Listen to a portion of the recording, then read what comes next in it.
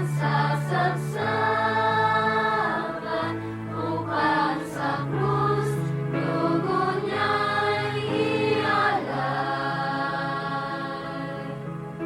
Siya'y nabuhay, buhay magpakailanman, naghahari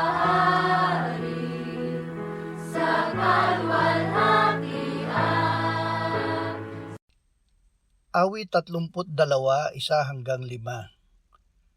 Mapalad siya na pinatawad ang pagsuway, na ang kasalanan ay tinakpan. Mapalad ang tao na hindi pinaparatangan ng kasamaan ng Panginoon, at sa kanyang espiritu ay walang pandaraya. Nang hindi ko ipinahayag ang aking kasalanan, nang hina ang aking katawan sa pamamagitan ng aking pagdaing sa buong araw. Sa araw at gabi ay mabigat sa akin ng iyong kamay.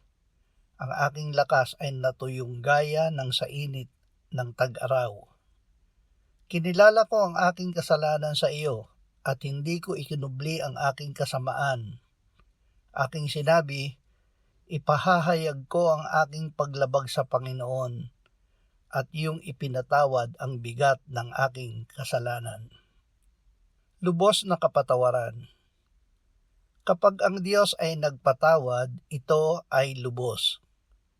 Sinabi ni David, purihin mo ang Panginoon o kaluluwa ko, at huwag mong kalimutan ang lahat niyang mga biyaya, na siyang nagpapatawad ng lahat mong mga kasamaan. Tayo napatay dahil sa ating mga kasalanan, ay binuhay ng Diyos kasama ni Jesus. Pinatawad niya tayo sa lahat ng mga kasalanan. Pinawi niya ang akusasyon na nasa mga tuntuning laban sa atin. Ito ay kanyang inalis at ipinako sa krus ni Jesus.